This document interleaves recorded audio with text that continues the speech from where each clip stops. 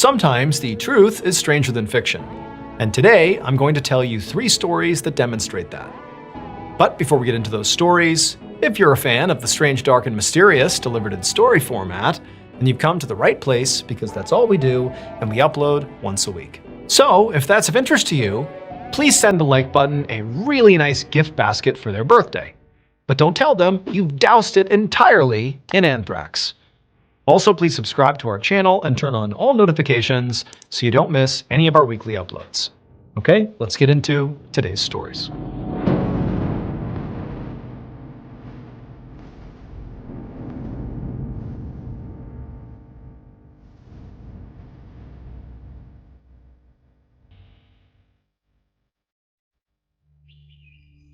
On the morning of February 20th, 1881, a police officer led a search party through the woods in Hill County, Texas, which at the time was a very rural farming community with lots of dense, undeveloped woodland.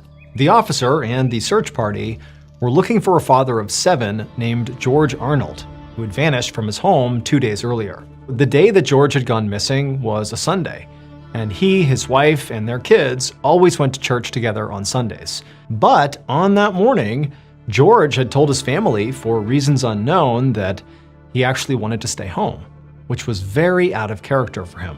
Nonetheless, his wife and kids had gone to church without him, and then when they had returned, George was gone. Now, there was no sign of a struggle or any issues at the house. The only clue as to where George may have gone was a letter he left behind for his wife. And in this letter, he said he had gone off into the woods and that she should not follow him. And so again, that was 2 days ago. And so now the police officer and the search party were searching the forest near the home where George lived. The lead officer is trudging through the woods. They're way off the beaten path at this point. They eventually came to this pretty decent sized clearing. And in the middle of the clearing is this one huge tree. And at the base of the tree was George. So at this point, you need to understand that there was some nuance to the letter that George left behind for his wife. He didn't just say, "I'm going into the woods, don't follow me." He said, "I have to go into the woods." And the way the letter ended was George saying how much he loved his family and wished he didn't have to do this, but he'd given it some thought and it had to be done. Back in the woods, the Maine police officer and the search party, they see George at the base of this tree and they hustle over to him. But even before they were right on top of him, it was obvious he was dead. However, that wasn't the main sentiment as they're walking over, that, oh my gosh, George is dead. Instead, it was like, what happened here? George was chained by his ankle to the tree he was sitting next to. There was a padlock on the chain. There was no way to get it off. George was also completely naked, but his clothes were sort of tattered up and sitting in a pile right next to him. And George was covered in all these scrapes and cuts, and they looked like teeth marks, but not teeth marks from animals, teeth marks from a human's mouth. And then next to him on the ground, along with his clothes, were all these little, like, white stones. But when the officers walked over and looked more closely, they realized the white stones were actually teeth, George's teeth. And the tree that he was lying up against had all these deep gouges in it that sort of looked like if you took your own teeth and began biting into the wood to the point where you were breaking your teeth off, which is apparently what George was doing. And then also scattered amongst his teeth were many of George's fingernails, because apparently George had also been raking his fingernails against this tree until he tore out his nails. And so the officers and the search party are looking at this thinking, why would he do this? This all basically looks self-inflicted. What's going on? Well, it would turn out, quite recently, something very bad happened to George. He was bit by a dog who was carrying rabies. Now, today, if you're bit by an animal that has rabies, you just get a rabies shot. You're good. It's totally curable. But in 1881, the cure didn't exist. And so if you got rabies, it was a 100% death sentence. And so very likely, shortly after getting bit by this dog, George would have begun to have early symptoms of rabies. He would have begun to feel sick and been very irritable. And also, he would have very likely begun to have some hallucinations. And for George, he apparently understood what this all meant. He had rabies, and he knew what was coming next. And he didn't want to put his family in harm's way. Now, George was a very religious guy, so he didn't believe in the idea of taking your own life. And so instead, what he did is he wrote this letter to his wife that sort of broadly explained that I have to do this and I'm so sorry. And then he went into the woods, chained himself there, and basically allowed himself to die this horrible death, where he must have been in so much agony and pain that he's doing things like biting the tree until his teeth broke off and his nails fell off. His death must have been absolutely wretched and painful, but he did it to protect his family.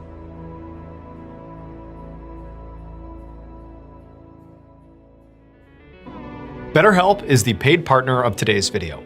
You know that feeling when you know you're about to do something like a bad habit and you just can't stop yourself?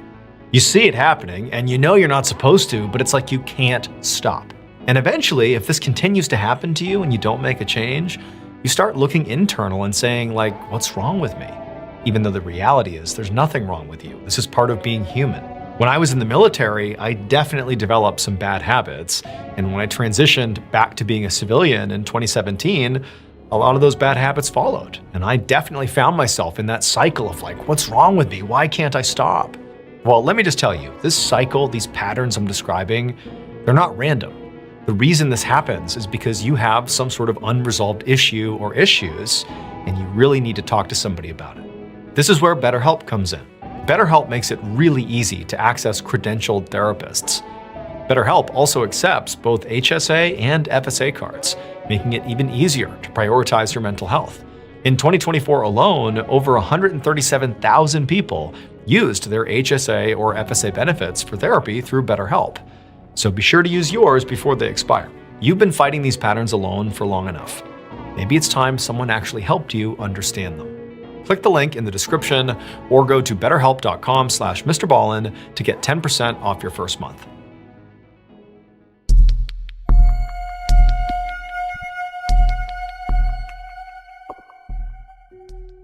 There is one person in history whose name is so tied to horror that in many ways it's become sort of synonymous with evil.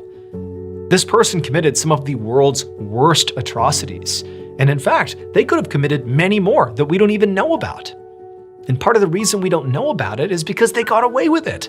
And even worse, they never came out and said why they did anything. There's no motive, there's no manifesto, there's virtually no communication with authorities or the public or anything. However, there is one time that this killer, for whatever reason, did reach out and communicate with somebody. And this interaction is simply known as From Hell. On the evening of October 12th, 1888, a 49-year-old businessman named George Lusk walked into his upscale home in East London. He grabbed the mail that his housekeeper had set out on the table by the door, and he began sifting through it. And at first, all he saw were a couple letters from friends, and he saw a couple of invitations to upcoming parties. And then he got to the bottom of the mail pile, and he stopped. Because at the bottom of the mail pile, there was a postcard and a letter. Over the past 2 months, 4 people had been killed in George's neighborhood. And in fact, the most recent victim was a middle-aged woman who had been killed about 2 weeks ago, really not far from George's home. And on this mail, on these 2 pieces of mail, the return address was the name of this uncaught serial killer. George was so scared of this killer, as he should be, that he had formed this neighborhood watch group to go out and try to catch this killer. And in fact, just recently, when George was just looking out his front window onto the road, just kind of looking around, not part of his neighborhood watch group, but just kind of scanning the area, he had seen this kind of sketchy-looking guy with a big, thick beard standing on the other side of the road, and he was kind of in this alleyway. And this guy, it looked like he was staring right at George, very intently so. And George at first returned the stare, but then felt so uncomfortable that he drew the blinds and kind of hid from his window. Because again, he's thinking, there is a killer on the loose, maybe that's him. George actually had been so scared at seeing this guy that he had actually gone to the police and filed a report and said, I don't know, I think that guy could have been the killer. But the police really couldn't do anything because all they had was a sort of generic description of some guy standing on the road not doing anything. So nothing was ever done. And so George, even though he was scared, he opened up these letters, and it was even more alarming than he could have thought. Because whoever wrote this, whether it was the killer or not, they were basically taunting George, saying, yeah, I know you stood up the neighborhood watch group. I don't care. I can do whatever I want. I can kill with impunity. In fact, I'm gonna kill 2 people tomorrow night, and there's nothing you can do to stop me. George just gathered up the letter and the postcard, he left his house right away and literally ran to the police station. And when he got there, he showed them the letters and said, look, this is from the killer, it feels authentic. He's gonna kill 2 people tomorrow night, you gotta do something. And so the police, they took the letters and they read them and they agreed that they did seem, authentic, but at the same time, they're like, there's really no way to tell if these are real. I mean, this could easily be a hoax, and even if this was real, what do we do? Who are the 2 people the killer's gonna go after? How can we possibly protect them? George was told to go home and, just play it safe, stay home, stay inside, and let the police do their job. Over the next couple of days, George was basically sitting on pins and needles waiting to find out that, sure enough, a double homicide was committed somewhere in the neighborhood. But there was no news of any homicides. Things were calm. There was no news of the killer anywhere. And so George told himself that, he was overreacting. Clearly those letters he got must have been hoaxes. But then, on October 16th, so 4 days after George received those 2 pieces of mail from the killer, he came home and he went inside, and like normal, his housekeeper had set the mail on the table right inside the house. In addition to all the paper mail, stacked on top of it was this little package, and it was wrapped in brown paper. He picks up the box, and very apprehensively, he begins to unwrap it. Once it opens up, he sees there's a letter sitting on top of this box. And the letter at the top, it says, "From hell." That middle-aged woman who had been murdered just a couple of weeks earlier right near George's house, well, when she was found, 1, they identified that she clearly had been killed by the same serial killer that was still uncaught. But 2, she was missing something, her kidney. The package that George received inside of that box itself included half of a kidney. And then the body of the letter explained that this was the other half of that woman's kidney because the killer had eaten the other half, and this half was a gift for George. The letters and the box containing that half of a kidney are considered to be potentially the only authentic communications from Jack the Ripper.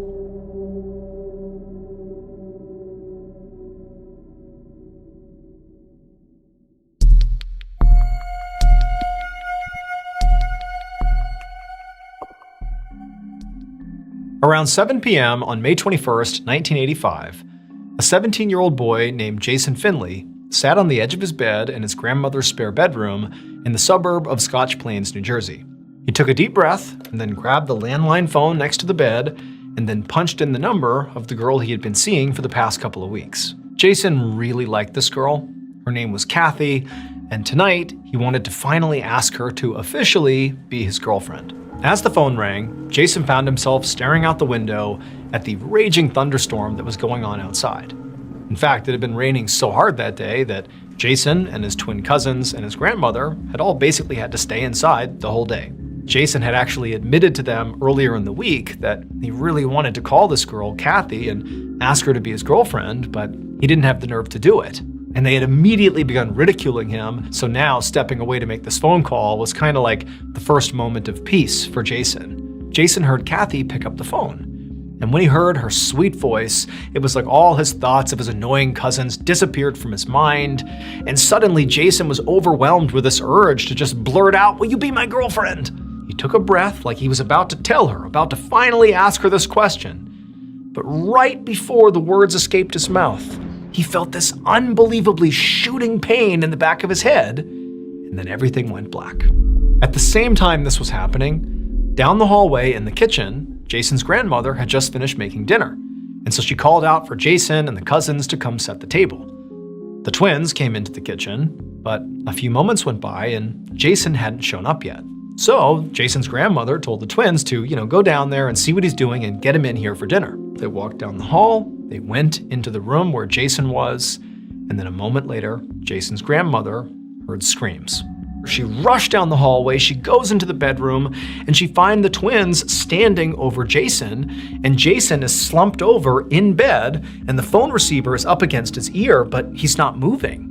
It sort of looked like he was asleep, but when they would shake him and yell to him, he was totally unresponsive. She picked up the phone and she dialed 911. Not long after, an ambulance arrived at the house and EMTs rushed in. They grabbed Jason, they put him on a stretcher, and they rushed him into the ambulance and back to the hospital. But when they got there, Jason was declared dead. Jason was 17 years old and completely healthy. And doctors, when they received him, they would say that there did not appear to be anything wrong with him. Nothing medically anyways. And so basically, Jason's heartbroken family was told, "We don't know what happened. He just died." But Jason's family could not accept that. The family pushed for a much more thorough forensic investigation into his death. And that's when things got weird. And at first, the autopsy showed basically what the doctors at the hospital first thought, which is there isn't a clear reason for why he died. And although it's very tough to accept that, it is the case that people do sometimes just die, even perfectly healthy people. However, the forensic investigator that was doing this very thorough autopsy did discover one thing that the hospital didn't find. And that was that Jason had a ruptured eardrum. Now, generally speaking, this would not have been a big, wow, we figured it out moment.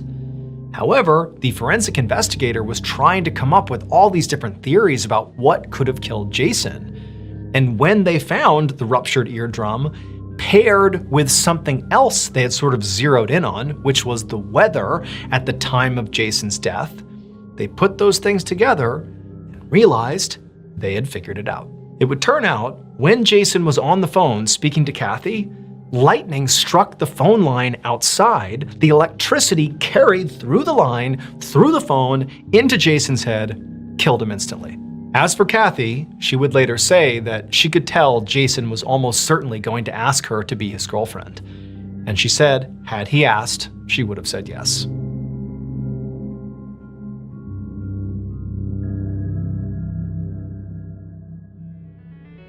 Thank you so much for watching. Let me know what you thought of today's episode in the comments. And remember, we have hundreds of videos for you to binge right now. But if you're looking for a recommendation from me of that one video that's worth your time, well, it's this one right here. So give it a watch. All right, until next time, see ya. Sometimes the truth is stranger than fiction. And today, I'm going to tell you 3 stories that demonstrate that. But before we get into those stories, if you're a fan of the strange, dark, and mysterious delivered in story format, then you come to the right place because that's all we do and we upload once a week. So if that's of interest to you, please offer to bring the like button's car in for a service. But make sure when you have it there, you ask them to replace the air in their tires with helium. Also, please subscribe to our channel and turn on all notifications so you don't miss any of our weekly uploads. Okay, let's get into today's stories.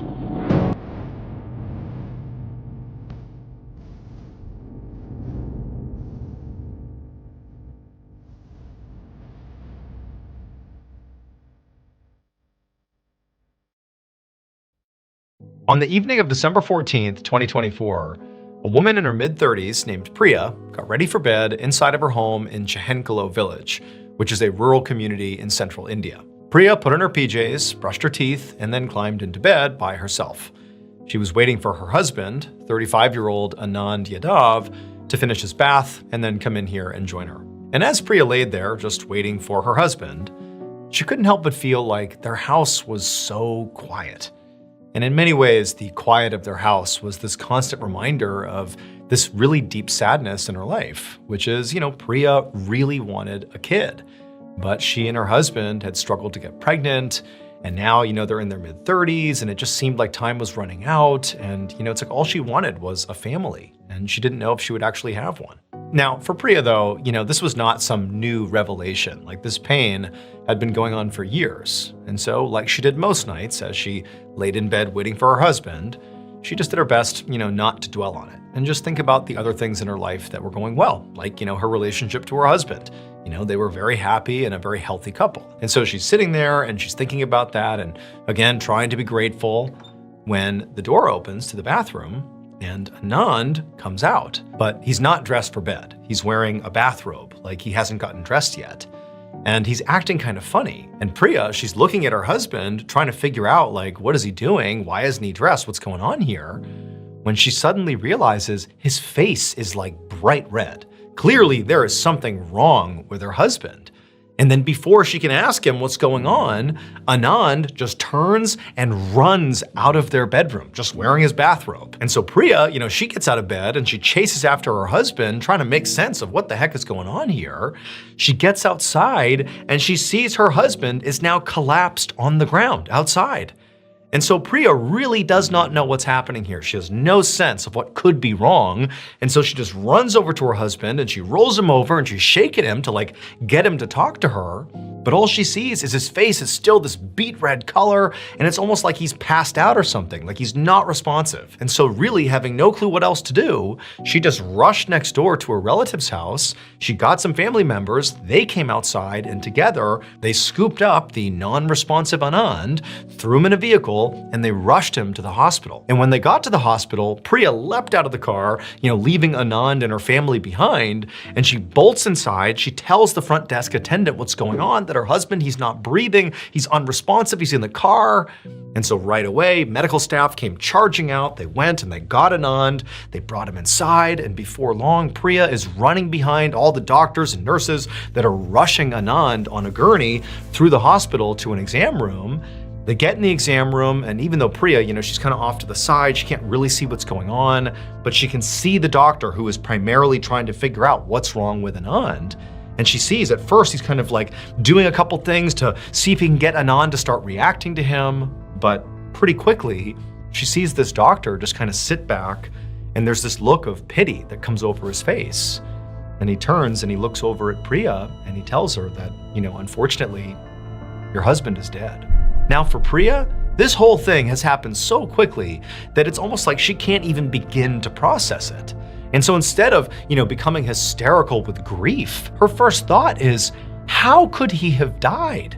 Anand was a healthy guy. He's, 35 years old. He's in the best shape of his life. He's a happy guy with a robust social life. There's no reason he should be dying right now. What in the world happened here?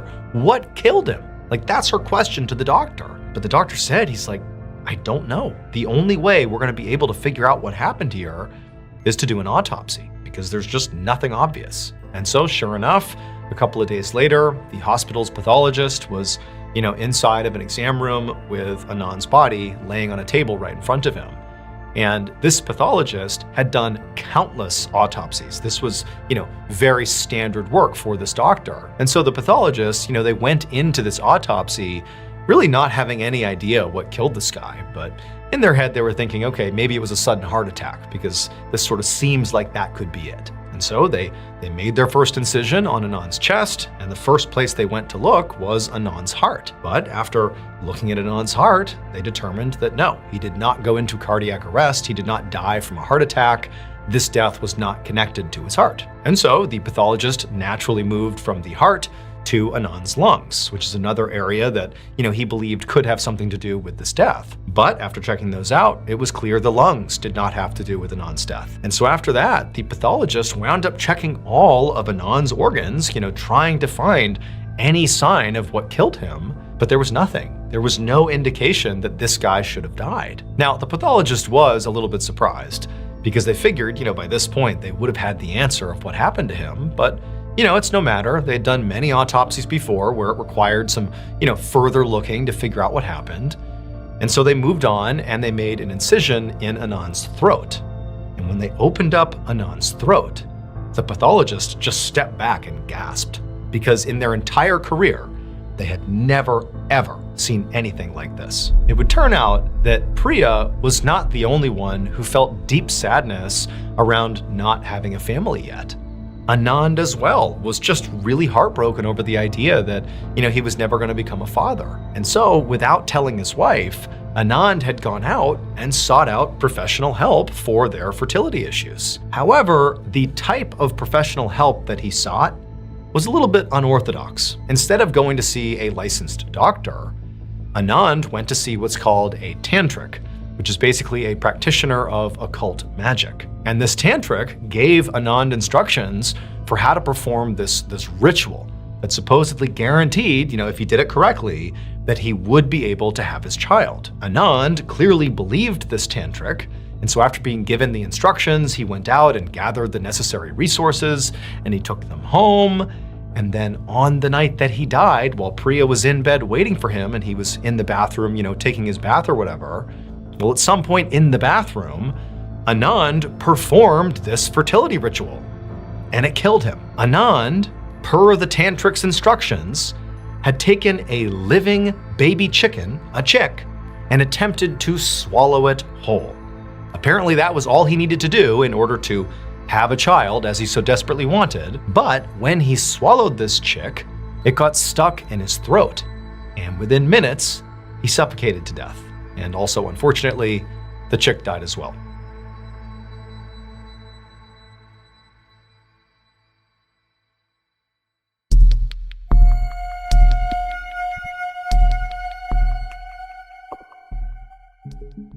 One morning in late November of 1979, a 64-year-old man named John Perrin walked through a park near his home in East London, South Africa, which is a small coastal town. The park was basically a forested area that ran right along the coastline, so even though John was walking on a trail through all these trees, he could literally hear the ocean waves crashing down on the beach below. And being out here was actually a pretty big deal for John, because he didn't come to this park very often. In fact, he pretty much never left his house, because John was a total recluse. And, in addition to not leaving his house, he basically spoke to nobody. He didn't have friends, didn't have family. He basically had this one cousin he spoke to sometimes on the phone, but that was it. This guy was very isolated. But today, something in John had told him to go outside and go to this park and take a walk.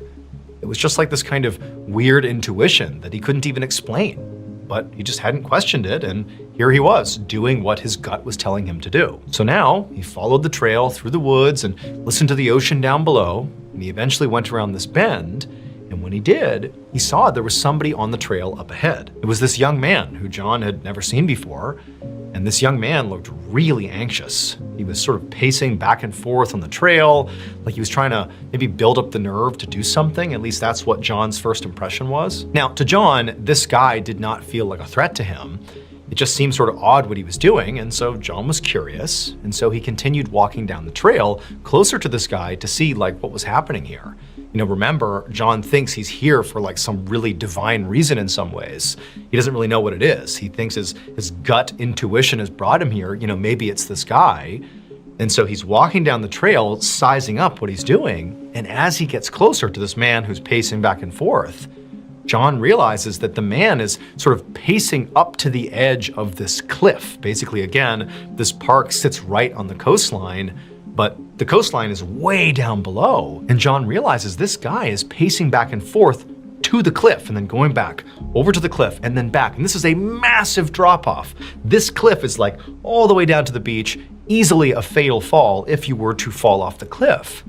And suddenly it clicks for John. This young man is contemplating taking his own life. He's working up the courage to jump off the cliff. At least that's what John is thinking. The young man is so locked in on what he's doing, he's barely even registering that John is here. He's still just pacing, building up the courage, again, it appeared, to jump off this cliff. And so John's standing there, not really sure what to do. And also there were these other people that were also on the trail that had sort of taken notice of the situation. And there was this crowd forming, sort of standing a little bit back of this young man, not wanting to unintentionally, startle him and get him to jump off the cliff. Everyone's just kind of standing there watching. But for John, as he's standing there, almost paralyzed, not knowing what to do, he's watching this guy go back and forth, and then it was like everything clicked. Suddenly, John understood why he was here. His gut instinct had brought him here to go up and interact with this young man. And so John broke from the crowd. He walked up to this young man who was still pacing back and forth, and he put his arm around the young man, and he looked at him and he said, "I'll show you how it's done." And then John walked to the edge of the cliff and jumped. And the young man was so shocked by this that he just stood there and he watched as John plummeted down to the beach below and smashed into the ground and died. And this young man, I mean, he's so horrified by this, so shocked, that he decided he wasn't gonna jump after all. Seeing it happen, seeing John do the thing that this young man was there to do, to jump off this cliff, to take his own life, to see somebody else do it was so awful that he decided not to do it. And so as he's having this revelation, the young man also distinctly felt grateful to John, for doing what he did, because in watching what happened to him, it showed the young man that in fact, he did want to live.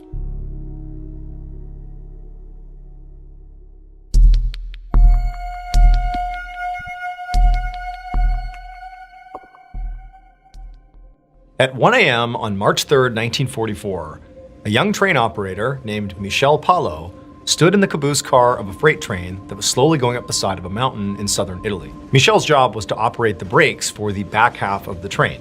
And tonight, he had to be on high alert because they were traveling under really dangerous conditions. In fact, Michel was worried they might not even make it to the next stop. So first of all, it was raining and snowing outside, so the tracks were naturally very slippery, which meant it was going to be harder for the train to get the traction it needed to go up the mountain. Second, the train's engine wasn't working as well as normal.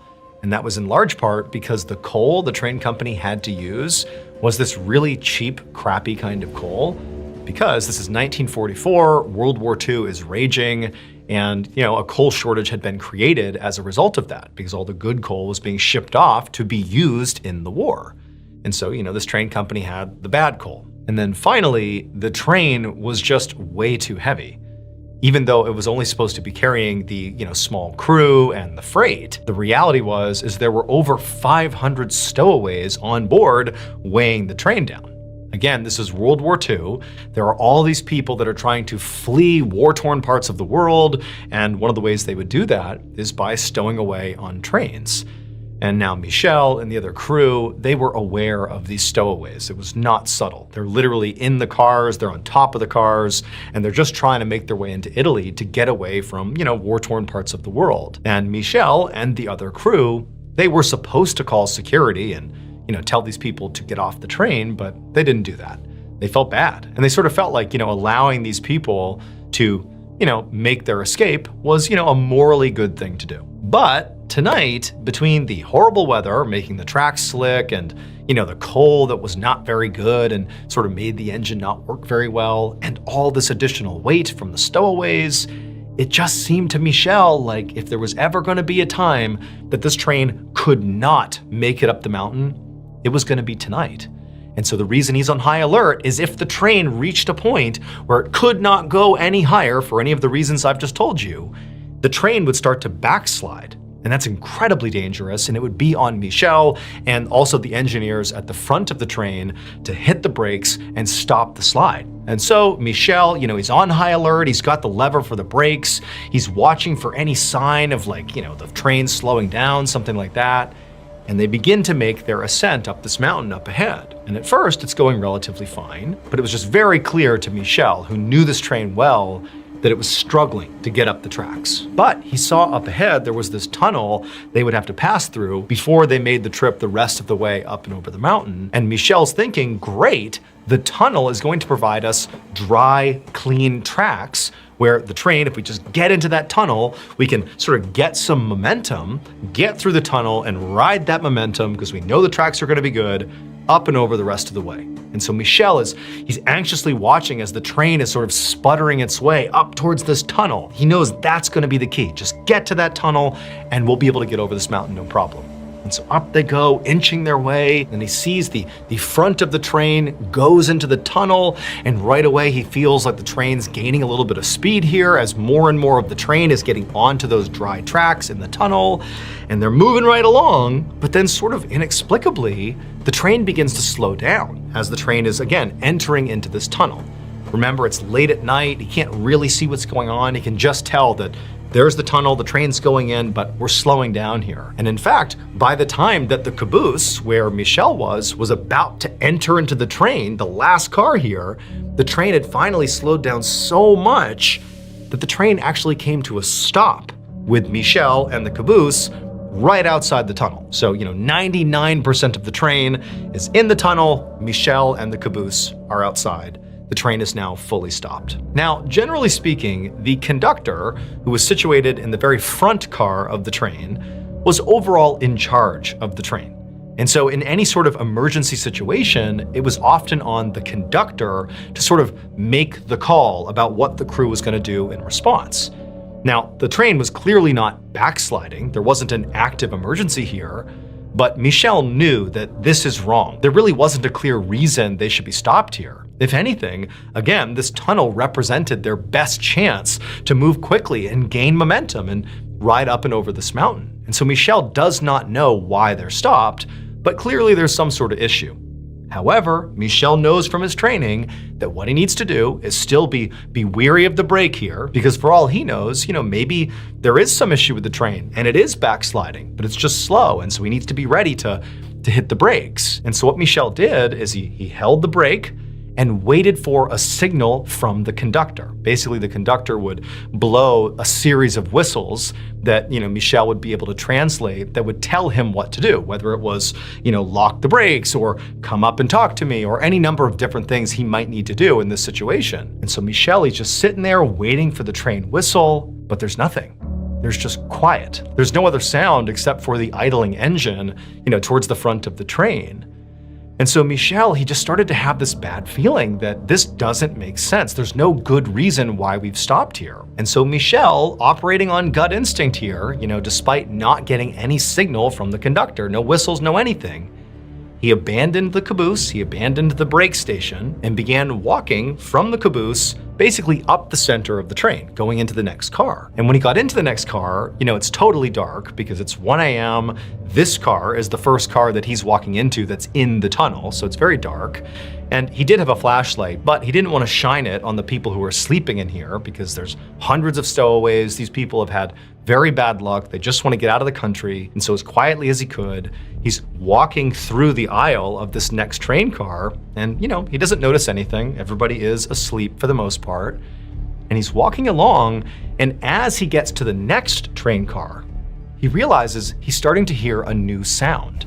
And it's not coming from in the train. It's coming from somewhere outside in the tunnel. It's like this loud thumping sound. Something is hitting the rocks on the side of the tracks somewhere in the tunnel. And Michel, he doesn't know what it is. He still doesn't know what's going on. He hasn't discovered any sign of, what has actually happened here. And so he just keeps on walking. And as he goes into the next car, he continues to hear all these thumping sounds somewhere outside. And the train's still not moving. There's no whistles from the conductor. By the time he's about halfway down that next train car, he's now into the second car he's investigating. He realizes that in addition to the odd thumping sound and the lack of movement and lack of anything really going on in this tunnel, he also realizes that the car itself that he is in is very quiet.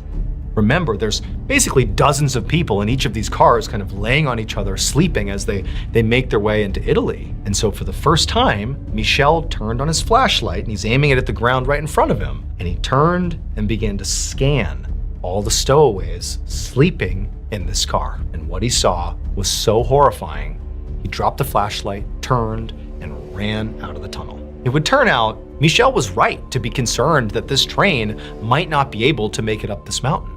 By the time the train sputtered into that tunnel, despite the fact that yes, the conditions were much better in the tunnel for the train to maintain speed and momentum, despite that, the other factors were too much to overcome. The train was too heavy from all the stowaways, and the coal was quite bad, so the engine was not as powerful as it normally would be. And so even though the tracks were not slick, it was just too much. And so the train ground to a halt inside of the tunnel. And so what needed to happen as soon as the train came to a stop like that is the conductor and the crew at the front of the train, they needed to basically jumpstart the train. They needed to put as much coal as they could into the furnace to get this engine churning enough that it could pick up speed again and continue their journey. They basically needed to rev the engine, if you will, and really fire this engine up and get it going. But in order to do that, they had to put a huge amount of this coal into the furnace to make that jumpstart happen. Because again, this coal is not high quality. It doesn't burn as well, it's not as efficient.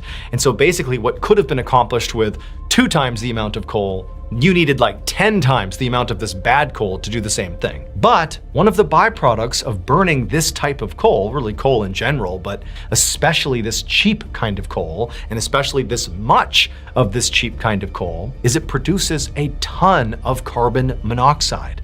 And that filled this tunnel. Michel was outside of the tunnel. His caboose was the one car that was not in the tunnel. But everybody else on this train was suddenly being exposed to a huge amount of poisonous, lethal gas. And it killed virtually everybody on this train very quickly. Those thumping sounds that Michel was hearing were the sounds of people's bodies after they had died rolling off the train and falling to the ground. When he walked through the train car and looked around, the reason it was so quiet is everybody in these train cars were dead. Out of the approximately 600 stowaways and crew who had been on board this train, 521 were found dead.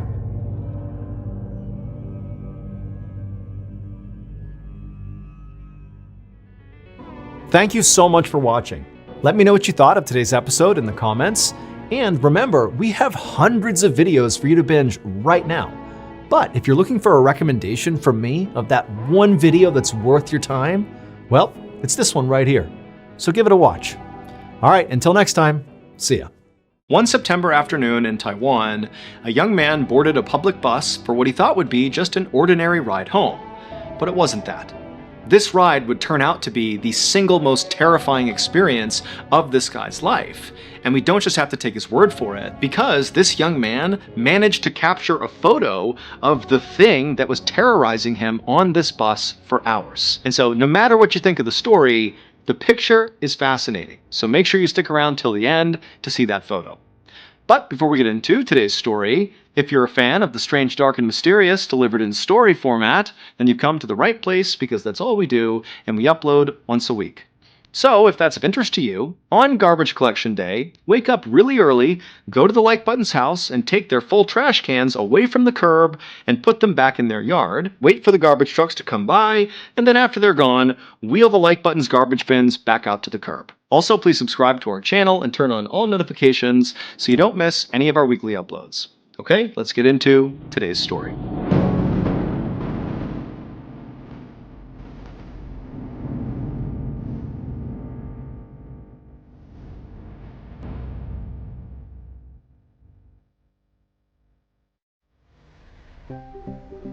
On the afternoon of September 4th, 2017, a young man named Zhu rushed through a bus station in southern Taiwan. Zhu's bus home to the capital city, Taipei, would be leaving any minute now, and because Zhu was running late, he knew the bus would be packed and he would get a terrible seat. And so Zhu just kept on running as fast as he could, and he finally saw his bus parked up against the curb on the outside of this bus station, and he ran up to it, totally winded, but glad that he hadn't missed his bus. And so the driver noticed Zhu standing there, and so he opened up the bus doors, and Zhu went on board, handed the driver his ticket, and the driver said, okay, take your seat. And Zhu turned and he began walking down the aisle, and at first he almost didn't register the weirdness of the inside of this bus. I mean, he took this route all the time, and he was totally expecting this bus to be packed, but as he was walking down the aisle, he realized he was the only one on the bus. There was literally nobody else. It was just Zhu and the driver.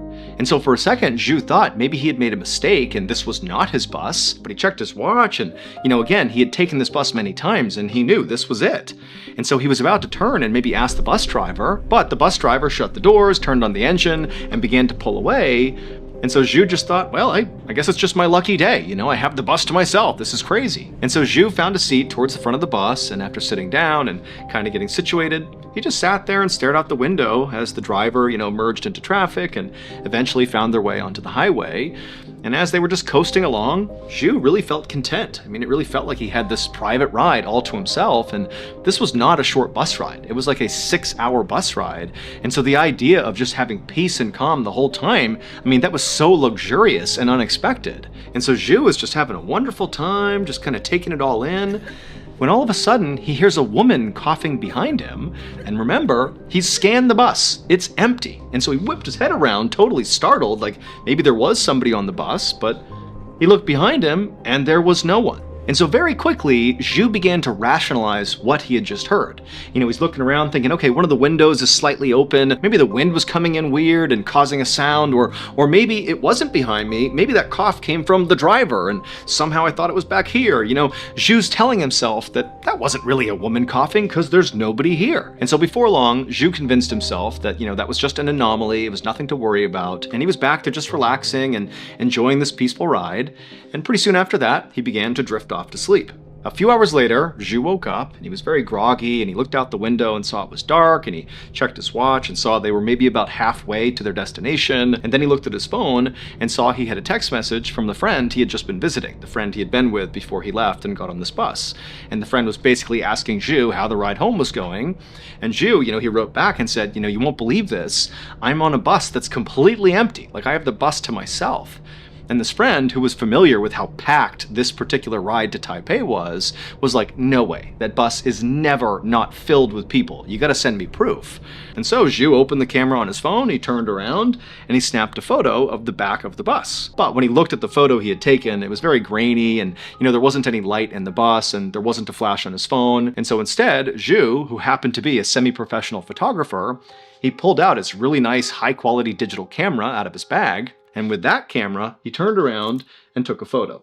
But when Zhu looked at the photo he had just taken, he thought there was something wrong with it. And so he zoomed in on the photo, and he couldn't believe what he was looking at. And so he checked all the settings of his camera and checked the lens to make sure everything was working properly, and it was. And so, starting to get kind of scared, Zhu put the camera down and walked to the back of the bus and walked up and down a couple of times, looking for some explanation of what was in that photo. But there was no explanation, and so now feeling really scared, Zhu went back to his seat, grabbed his phone to text his friend to be like, look what I found, but his phone was dead.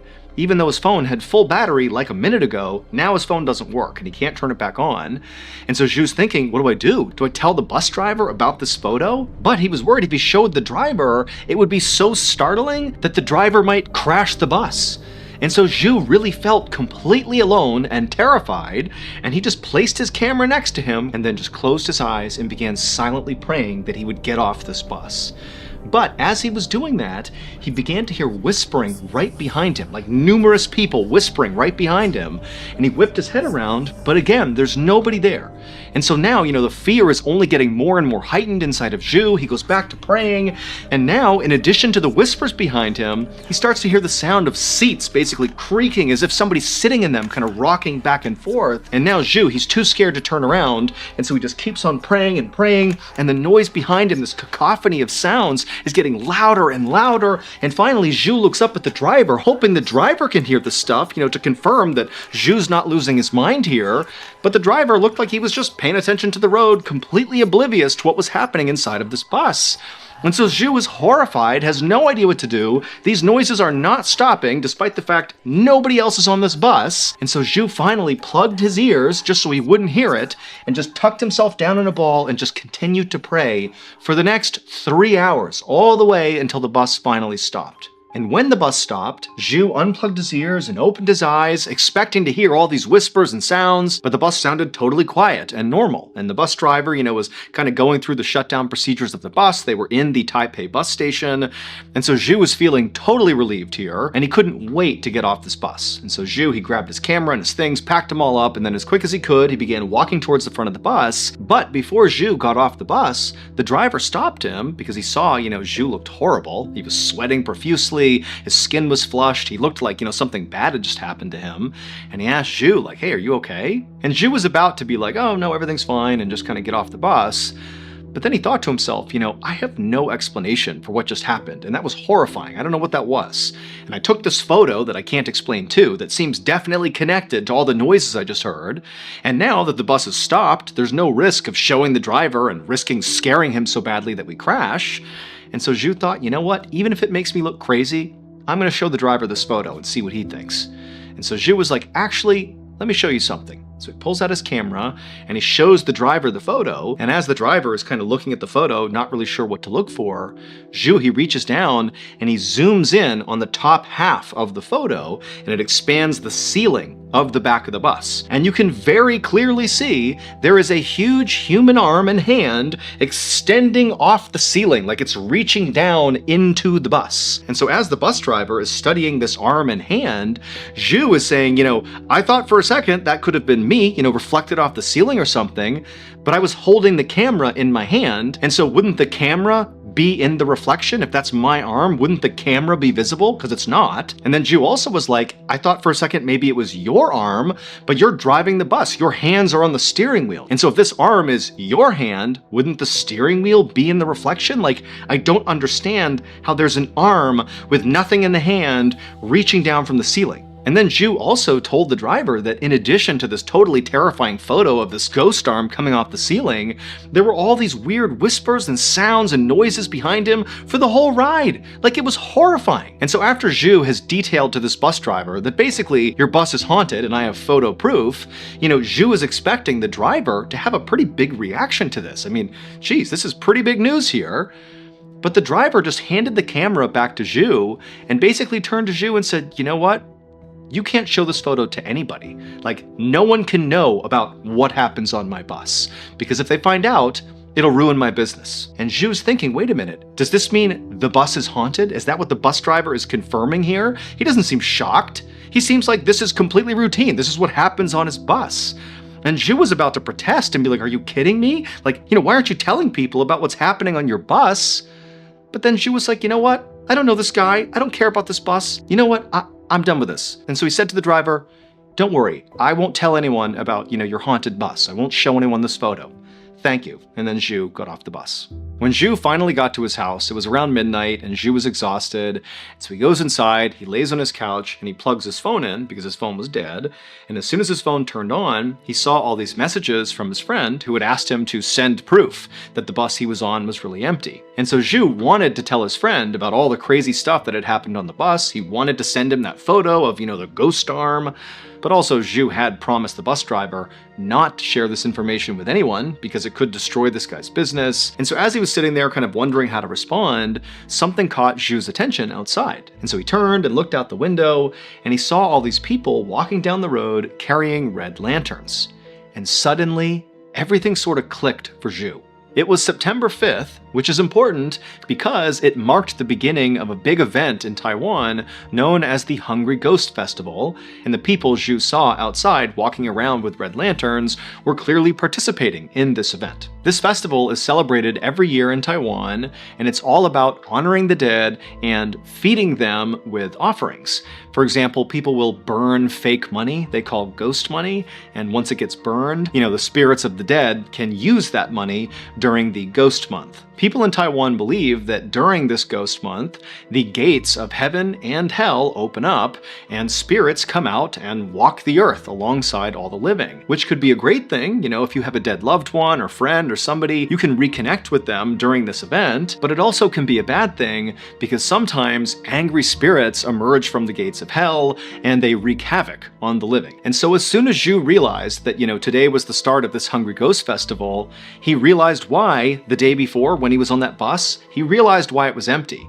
Because there's this superstition in Taiwan that September 4th, the day before this festival, is the day when all the spirits are traveling around the globe. And it's believed that that day is a very dangerous day for the living to be out and about, because you don't want to come in contact by accident with, one of the evil spirits. And so nobody travels on September 4th. But Zhu had just forgotten and just believed he had struck luck by having this empty bus.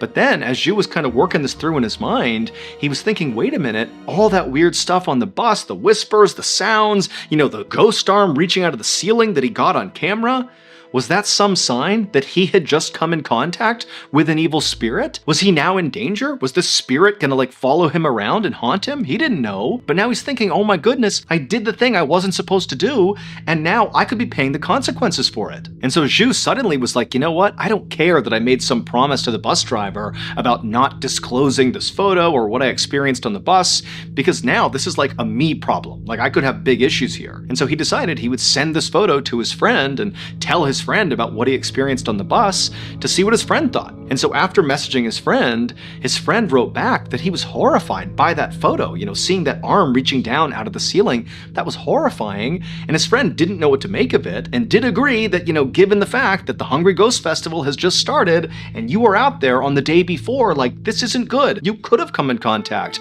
with an evil spirit here. But his friend also gave Zhu some advice of how to handle this.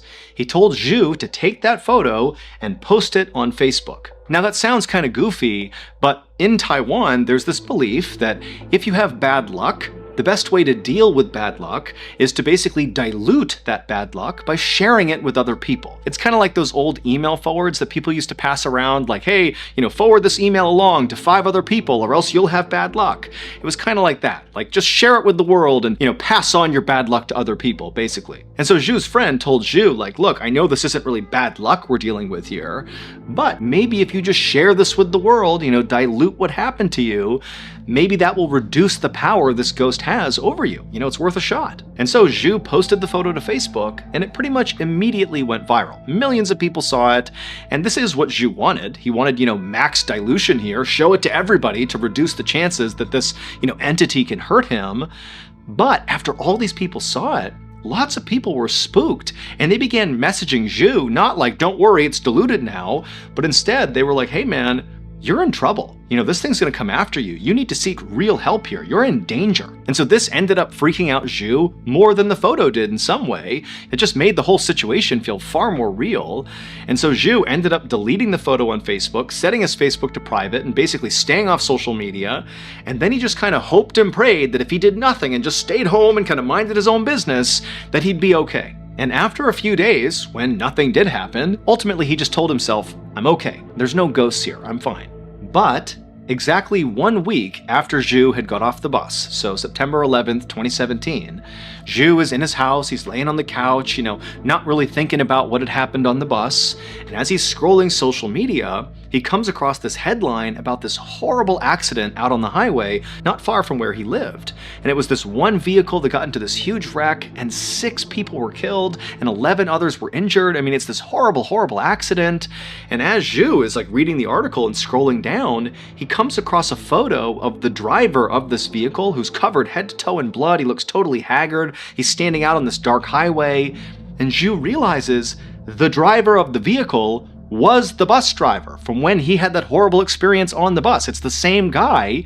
And so Zhu's like, oh my gosh, what's going on here? He scrolls down and he realizes the vehicle that crashed was the exact same bus he had been riding in when all this stuff happened. It was the same bus driver, same bus on the exact same route that this accident happened. And so obviously this is like a horrifying coincidence. Zhu very likely was thinking, I'm so lucky this didn't happen when I was on the bus. But when you take into context what Zhu experienced on that bus just a week earlier, the photo, the sounds, all of it, this story gets even weirder. Because the official story is the driver was negligent, and that's what caused the crash. That's it. And he actually went to jail for negligence. But there's video footage taken from inside of the bus right before it crashed, and in the final 30 seconds, something strange happens. The driver does not seem distracted at all, he's just driving along, but then something catches his attention, something off to his side. And you can tell right away he notices whatever this thing is, and he's turning, he's looking at this thing, he's not really paying attention to the road, and he starts reaching down. I mean, he's interacting with something in the bus, and you can't see it on camera. And as he gets more and more into dealing with whatever's happening over here, the bus crashes. Now, the driver never gave any public testimony about what was going on right before he crashed. All we have is the fact that it crashed, and this video footage, and Zhu's experience and that photo he took. And when you put it all together, it really makes you wonder if there was any truth to there really being some evil spirit on that bus that maybe did cause this crash. Or is it just a series of unexplainable coincidences? You be the judge.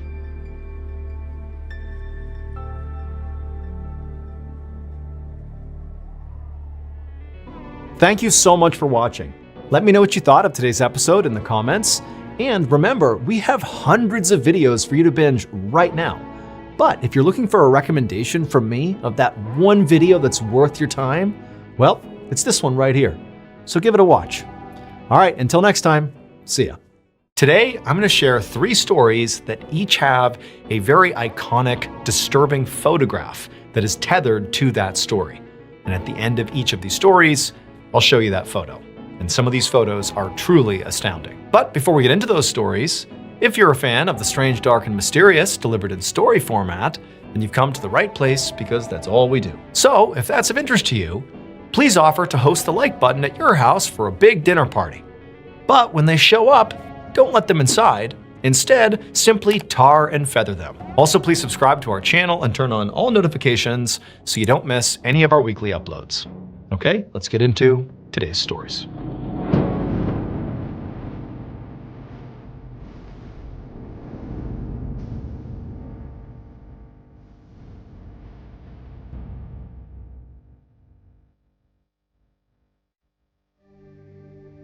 On the morning of October 21st, 1990, a 30-year-old man named Lee Hunsho and 3 of his friends hiked up Bilu Mountain, which is located in northern Taiwan. Now, by this point, the group had already been hiking for several hours, and so they were quite tired. I mean, Lee's legs absolutely burned, but Lee and the others kept on pushing until they reached the top of this rocky ridge. They all stopped and were able to catch their breath for a minute. So Lee was a bank manager, but he was also a very outdoorsy person, and he'd been wanting to do this hike up Bilu Mountain for a long time because it was sort of like a rite of passage for hikers in Taiwan. It took an average of almost 8 hours to get to the top and back down again, and the terrain could be really rough. As a result, it was considered one of the most challenging hikes in all of Taiwan. But despite that, it was also a major tourist destination that was usually really busy, with lots of people attempting to do this hike. But on this particular day, for whatever reason, the friends had not seen anybody else on this trail. No one. And I mean, the weather was good. It was a weekend. I mean, there was really no good reason for nobody to be here.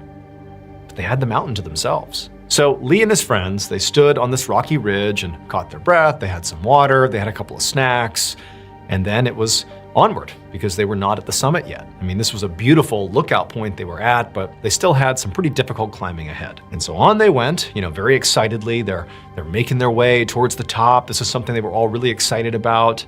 And eventually they reached this section of the mountain that was sort of famous amongst tourists because it was a really, really steep section where the only way to get up was actually to climb a rope. There was a rope anchored into the mountain where, hikers had to grab the rope and walk and pull themselves up this section. It was like this kind of cool part that made you feel really rugged. And so when the men got to the spot, they all wanted to make sure there was a picture of them navigating this particular terrain. And so one by one, each of the men got on the rope and sort of paused at some point and turned around and made sure to get a cool picture of themselves making this really difficult section of the climb.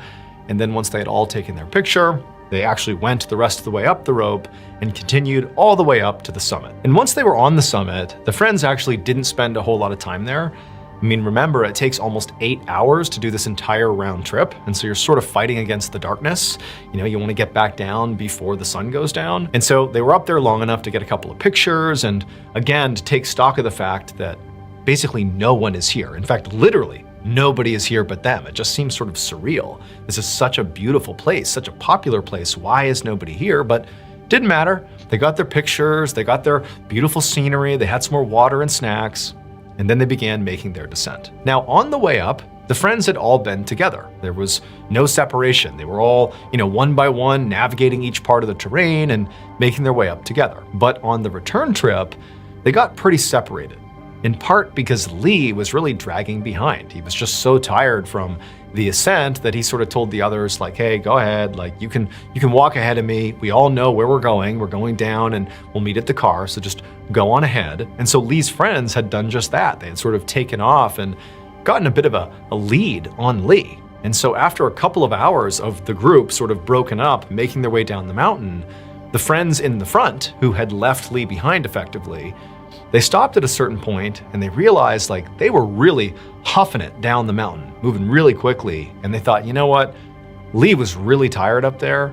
Maybe we ought to just sit here and wait for a minute and let him catch up, and then we'll we'll make the final stretch together. And so the friends, they stop. And again, they're sort of looking around thinking how weird it is that nobody else is here but them. Like still, no one's come up the mountain, no one's come down the mountain. It's just them. It's very odd. They're sitting there waiting and they're looking back up the trail, expecting Lee to show up anytime. But he doesn't. And so eventually one of the friends says, you know what, you guys stay here. I'm gonna go back up the mountain a little ways and just see if I can catch Lee and just walk with him back down. I'm sure he's just exhausted and, I'll help him sort of finish up the hike here. And so this one friend, he begins going back up the trail. And for quite a while, he's basically hiking back up the mountain. And the whole time he's expecting he's gonna run into Lee. He has to.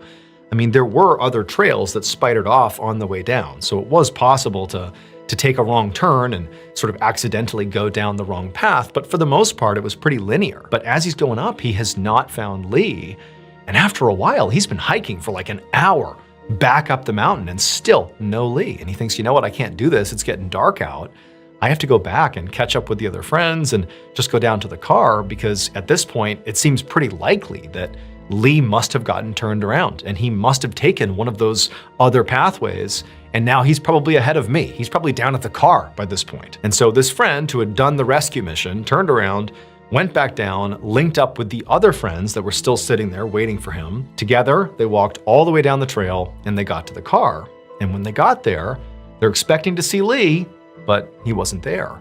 And by now, the sun had basically set, and so the friends realized that, okay, like we have a real problem here. I mean, clearly Lee didn't just get lost. He's still in the mountain somewhere. And like, what are we gonna do? It's about to be nighttime. Like, we can't go up there looking for him. And so they hopped in their car and they drove to the nearest police station to tell them to go look for Lee. And sure enough, there would be this huge search that was launched for Lee. And over the coming week, I mean, there were all these people out scouring the mountain looking for Lee, but they couldn't find him. And after a week of searching, the police had to call it off. And so Lee's friends and family were left with this huge question mark. Like, where did he go? What happened to him? I mean, the not knowing was in some ways worse than having found out he had died or something. And so there's this horrible uncertainty. Nobody really knows how to react to this. Do you grieve his loss now, or do you hold out hope that maybe he's still alive? Well, the friends and family kind of did the latter. They kind of held out hope that, maybe he's out there somewhere. And weeks turned into months, and eventually 4 months went by. And it was at that point that other hikers who were making their way up the mountain, they went off the trail on purpose. They were sort of off the trail for a bit, and they came across Lee's body. Now, the immediate reaction was obviously devastation for Lee's family and friends, but at least it seemed like they were going to get closure about what actually happened to Lee. However, when police began to investigate what actually killed Lee and why, they ran into a lot of anomalies. Number one, they did an autopsy and they couldn't figure out what killed him. There was no clear cause of death.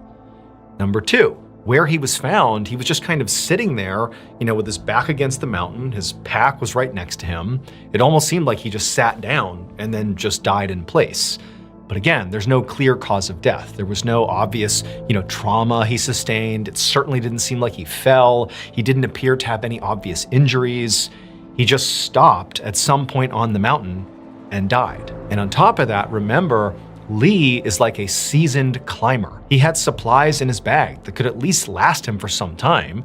He had a flashlight, he had a compass. He knew where he needed to go, down the mountain to the car. Why is he stopping? Again, no injuries, no clear injuries.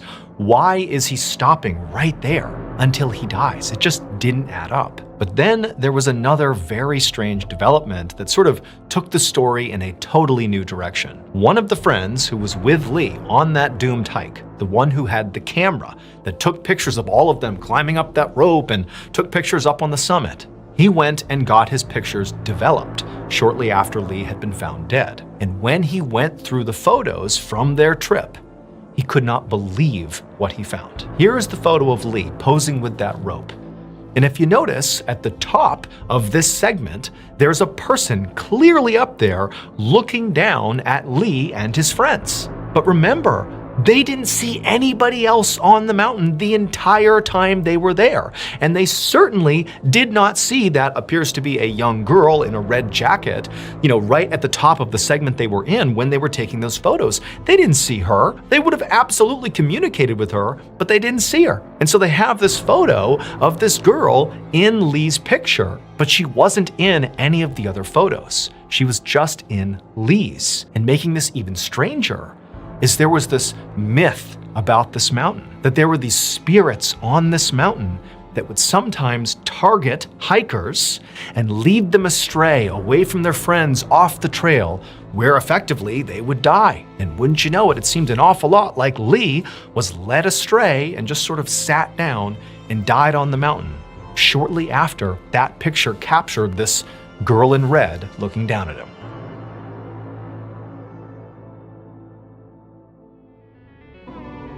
BetterHelp is the paid partner of today's video. As an adult, I have found the holiday season can sometimes be sort of depressing. And I think the reason for that is nostalgia.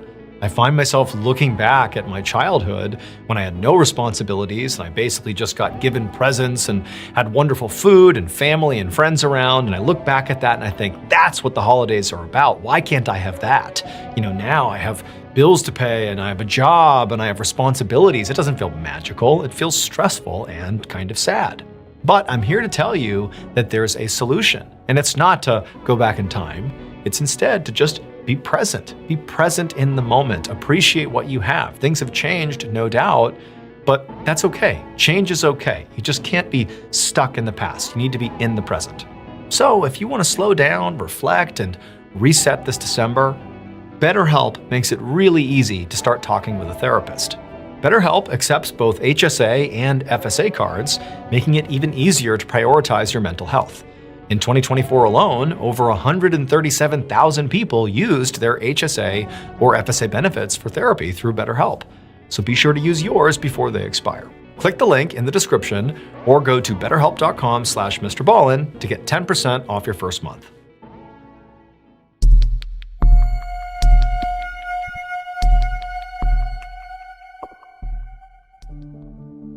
On the morning of August 8, 2024, a 48-year-old Russian woman named Lyudmila Lazarenko sat on the floor of a bungalow deep in the Amazon rainforest in Peru. The bungalow was small and mostly just for sleeping, but it was connected to a communal kitchen and dining space. Lyudmila sat right in the middle of the bungalow on the floor with her eyes closed and her legs crossed, and she was trying to meditate, but the sounds of the birds and the insects outside in the rainforest, plus the sound of her friend, Ivan Kuzmin, who was moving around in the attached kitchen, were making it hard for her to concentrate. And so Lyudmila finally gave up on meditating for right now, and she opened her eyes and she looked out towards the kitchen, and she saw her friend, Ivan, who was 38 years old and from Ukraine, and he was busy brewing some tea. So Lyudmila and Ivan genuinely were just platonic friends. In fact, Lyudmila, she was married and had 2 kids, but she was out here alone. She and Ivan were actually part of what was a retreat out in the Amazonian rainforest with other people from all over the world who had come out here to meditate in nature and do some soul searching and hopefully come back to their regular lives with some additional perspective. Now, Lyudmila and Ivan had been going to retreats like this for the better part of 2 years, and that was actually how the two had met each other. And so they were just friends. They had this similar interest in going to retreats like this one. But there was one aspect of these retreats that really is the thing that drew Lyudmila and Ivan out to the rainforest. It was not just to sit in nature and just hope for the best. They would go to these ayahuasca retreats, where basically they were led through this meditative process where they would drink this very special tea that would sort of affect you in different ways. And, some people believed it sort of led you on this spiritual journey where, it's just this very powerful, soul-searching event where you come out of this thing feeling like a different person. If you've had trauma in your life, or you have, post-traumatic stress, or maybe you have trauma in your life that you're not even aware of, going through this style of retreat, these ayahuasca retreats, people have said has been very powerful and transformative. And Lyudmila, she lived a pretty typical life back home. She's a very busy mom and a wife, and she found doing these retreats really offered her a big reset. She felt like it was the one chance for her to kind of disconnect from responsibility and just be at peace. And Ivan, for the most part, felt very much the same way. I mean, he came to these retreats for similar reasons for his own life. And so here they are, they're out in the rainforest, and they're brewing up some tea, some ayahuasca tea, and they're in this bungalow and they're getting ready to have this sort of meditative journey. But they were about to break a very important rule. So the man who ran this particular retreat out in this part of the rainforest, he made it explicitly clear to everybody who came out there that no matter how many times you've come to these retreats or similar retreats, you never, ever drink the ayahuasca without a shaman present, basically without somebody else there to sort of help guide you through this process. If you were to do it on your own, who knows what could happen? And so everybody knew you cannot do this on your own. But Ludmila and Ivan, they felt like, you know what, I get it. We're not supposed to do that, we know that. But we've done this so many times and we know what we're doing. So let's just brew up some ayahuasca of our own and we'll stay in our bungalow and we'll drink it ourselves. We'll have our own experience. Nobody will even know. And so that's what Ivan was doing in the kitchen. He was making ayahuasca tea. And when he was done, he grabbed 2 mugs of this tea. He walked back over to Ludmila, who was in the bungalow section. He sat down next to her. They drank their tea and they both laid down on the ground and closed their eyes. A couple of hours later, the director of this retreat, who at the time was directing some group meditation not very far away from the bungalow where Ivan and Ludmila were, he was doing this group meditation when he heard a loud scream, and it was coming from somewhere near the bungalows. And instinctively, he got up, he abandoned the group he was with, and he ran to the scream. And he saw one of his staff members. She was the one who screamed, and she was standing looking into the bungalow where Ivan and Ludmila were. And so the director rushes over and gets right next to this woman, and he looks into the bungalow, and immediately he knew 2 things. One, he knew for a fact these 2, Ivan and Ludmila, had broken the rule. They had taken ayahuasca without a shaman present. And 2, they had paid a horrible, horrible price. So ayahuasca is not just some herbal tea. It is a very powerful hallucinogen.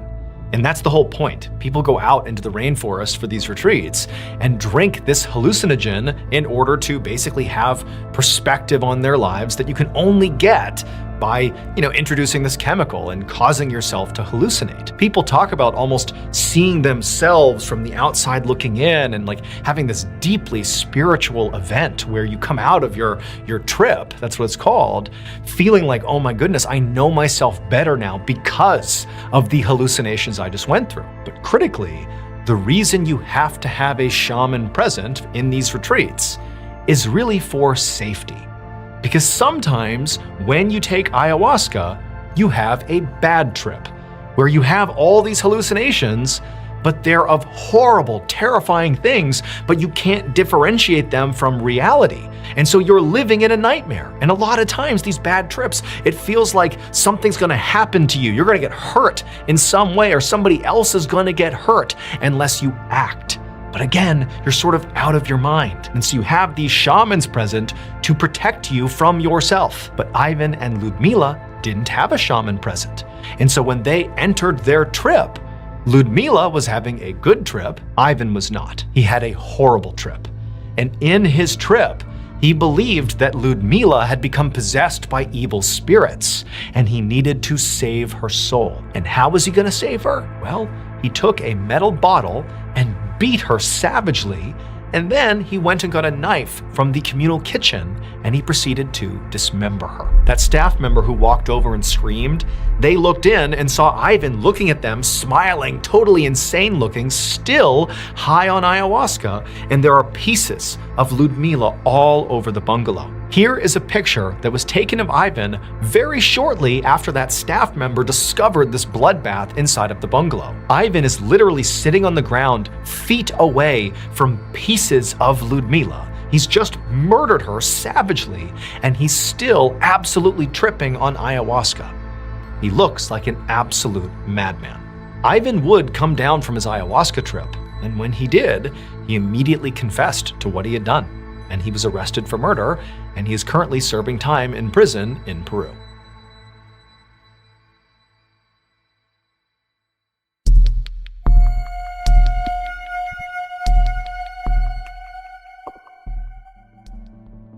Around 4 p.m. on August 20th, 1975, an 18-year-old boy named Michael McQuilkin hiked up a massive granite rock called Morro Rock, which is in Sequoia National Park in California. Michael's 12-year-old brother Sean and his 15-year-old sister Mary were also on this hike with him, but currently they were lagging way behind, and he could just tell it was because they were tired. Now, the hike to the summit of Morro Rock was only a quarter of a mile, like this is a pretty short hike, but it was really steep. And Michael, despite only being 18, was sort of a pretty seasoned climber. I mean, he had just hiked 200 miles through the Sierra Nevada mountain range all by himself. And so for him, this terrain was no big deal, but he knows his siblings are not big mountaineers, nor are they pretending to be. And so he thought, okay, I'll wait, I'll let them catch up. But as Michael waited, he started to notice that the sky was getting pretty dark. Now, he had checked the weather before coming out here, and there was not supposed to be a storm, but it was sort of undeniable that something's happening. This is not normal. It's getting pretty dark and windy. But Michael told himself that, you know what, maybe there's just a little pocket of weather and it'll pass. This can't be a big deal. And then eventually his siblings finally caught up to him. And then together, just a couple of minutes later, they were right at the summit. Now, by the time they were on the summit, they're looking out and the view is spectacular. But now it's becoming increasingly apparent to all three of them that this weather system, whatever's rolling in here, is pretty big and pretty bad. This is not some passing little thing. The sky is like pitch black at this point. But before they left, they just wanted to take a quick picture. And so because they didn't have a tripod or anything, they actually had Mary just take a picture of Michael and Sean. It was the best they were gonna do. They couldn't really get a group shot. And so Mary snaps a photo of the two brothers. And then after taking this photo, they put the camera away and they're about to begin their descent when suddenly, all around them, everything turns bright white and there's this loud cracking sound, and then Michael is thrown to the ground, and before he has any idea what's going on, he's looking over and he sees his brothers on the ground, his sisters on the ground, and in fact, he sees smoke coming off of Sean's back. And that's when he realized they had just been struck by lightning. Now, Michael didn't really know if he was badly hurt or not, but he was able to jump right to his feet and he felt like he was basically okay. And his sister also, she was able to stand up, and they're obviously both disoriented and shocked. But Sean, I mean, he's in a heap on the ground and is literally smoking. It seemed like he really took the brunt of this lightning strike. And so Michael and his sister, they scooped Sean up, and together they hustled down the mountain, they got in a car, and they rushed to the hospital. And somewhat unbelievably, despite taking effectively a near direct hit from a lightning bolt, Sean survived. I mean, he was covered in burns, but he and Michael and Mary all lived through this strike. But the reason we know about this lightning strike is not just because they survived. That's great, but that's not why we still talk about it today. The reason we still talk about it today is because of that picture that Mary took of Michael and Sean standing on the summit of this mountain. If you look at this picture, you can see that the two brothers, their hair is sticking up in all directions. And they noticed at the time that their hair was standing up, but they didn't know why. They thought it was kind of funny. That's why they're smiling in the picture. But what they didn't realize they were capturing in this photo is the very scary phenomenon that occurs when you're basically right about to be struck by lightning. The air around you, especially if you're in a very exposed spot, like the summit of a mountain, gets electrically charged and your hair stands up right before you're hit by the bolt. And so now this picture is now used by the National Park Service to show people what to be aware of when you're out hiking on these mountains. If your hair starts to stand up, you better move.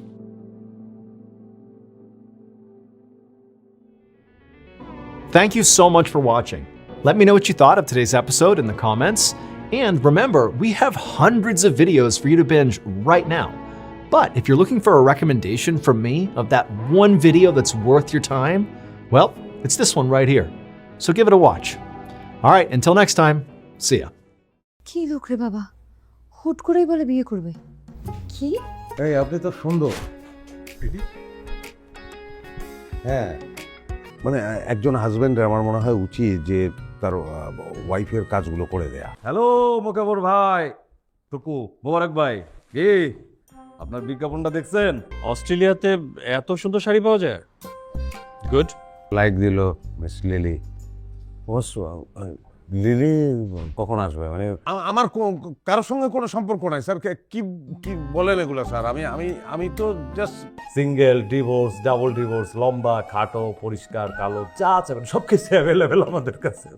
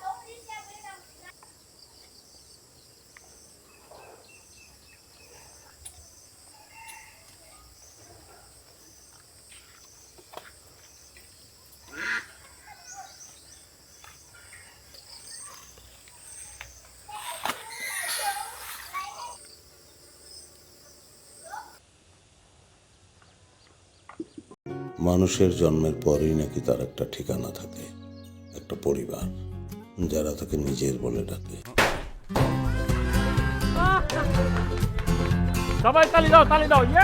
মকা স্যারের মতো লোক manager কিভাবে হয়? Who is মকা? আমার phone হিসাব করতেছে। ভাই এই হিসাব কিতাব রাখেন আর এই ফোনটারে জাদুঘরে পাঠাতে।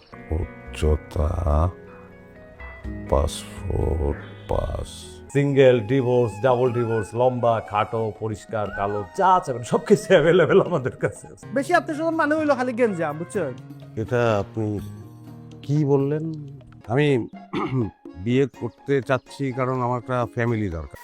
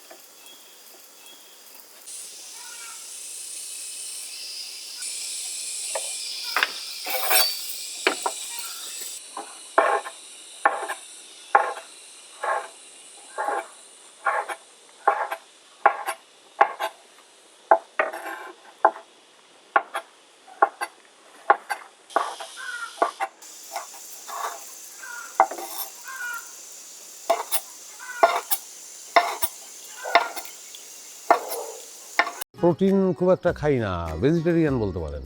প্রোটিন খাবে, প্রত্যেক দিন প্রোটিন খাবেন। আপনি স্মার্ট, আপনি যদি আমাদের সঙ্গে যান তাহলে আমাদের বাড়বে, ক্রেজ। আমার একমাত্র শেলিকা, বিলিয়নে একটা। আপনি এরকম ফুড়ি আমি গ্যারান্টি দিলাম সারা বাংলাদেশ খুঁজে এরকম একটা ফুড়ি পাবেন না। স্যার আপনি আমার হাত ছেড়ে না হলে কিন্তু আপনার বিয়ে ভেঙে যাবে স্যার। ও যাক, আমি আসি ভাই, অনেক রাত, আসি। জি। আসসালামু আলাইকুম। এইগুলো ব্যবহার করে মানুষ আসলে অলস সময় পার করে। আপনি প্লিজ আপনি এটা নিয়ে যান। আপনি কফি বানিয়েছেন? হ্যাঁ শুনে আমি খুব ভেবে দেখলাম যে আপনার কথা ঠিক। You mean Mobarak? জি স্যার। কেন, কি হয়েছে? স্যার দেখেন, উনি পত্রিকায় বিজ্ঞাপন দিয়ে বেড়াচ্ছে